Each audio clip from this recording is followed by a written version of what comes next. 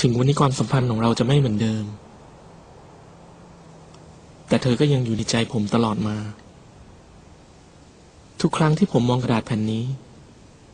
มันทำให้ผมคิดถึงเธอมากยิ่งขึ้นไม่น่าเชื่อว่ากระดาษใบเล็กๆแค่นี้จะช่วยซึมซับความสุขและความทุกข์ให้กับทุกคนได้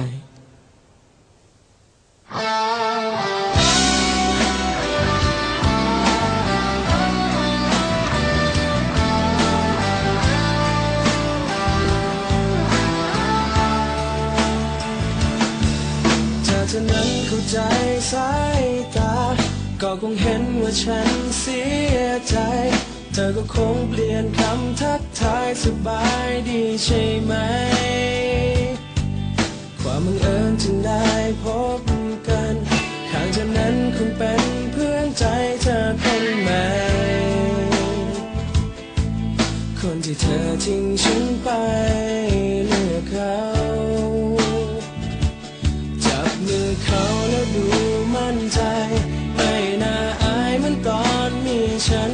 เห็นอย่างนั้นตัวฉันวันนี้ก็ยินดีต้องขอบใจที่ยังทักทายได้แต่ยิ้มให้เธออย่างนี้แต่ความจริงในใจที่มีมันอยากให้เธอรู้เธอไม่เคยเป็นแฟนเก่าเพราะฉันไม่เคยมีแฟนใหม่จะอยากให้รู้ทำไมพูดไปเธอคงไม่อยากฟังเมื่อเธอเองมีคนของเธอในใจมีที่หวังแต่ว่าฉันมีเพียงหัวใจงมงายกับความหลังที่ยังรักเธอคิดถึงเธอด้วยความเจ็บ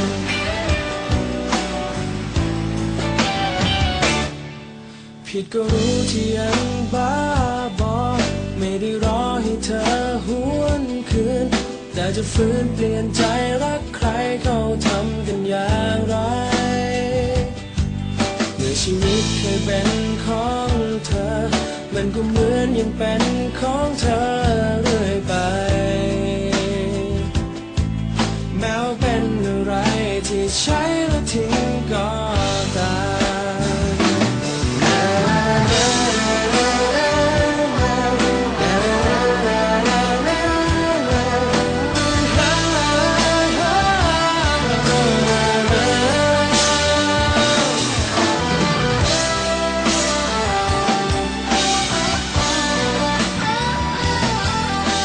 ถ้าแฟนเราห่วงใยแบบนี้บ้างก็ดีนะ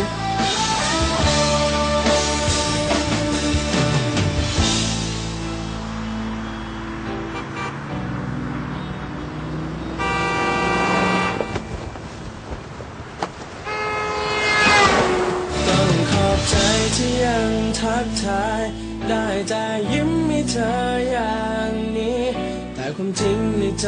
ที่มีมันอยากให้เธอรู้เธอไม่เคยเป็นแฟนเก่าเพราะฉันไม่เคยมีแฟนใหม่จะอยากให้รู้ทำไมพูดไปเธอคงไม่อยากฟังเมื่อเธอเองมีคนของเธอในใจไม่ที่หวังนี่แฟนใหม่เหรอนี่แฟนใหม่เหรอฮะนี่แฟนใหม่เหรอความหลัง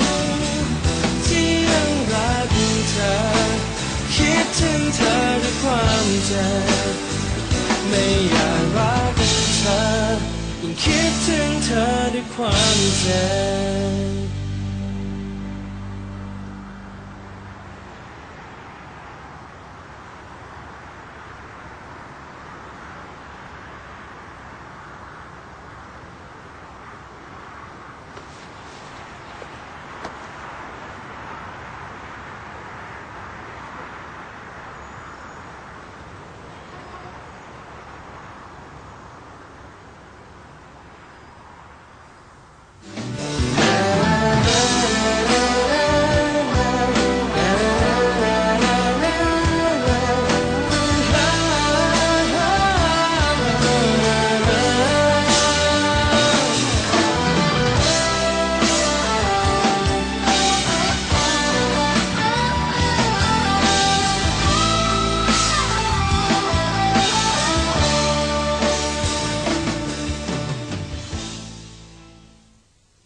เธอไม่เค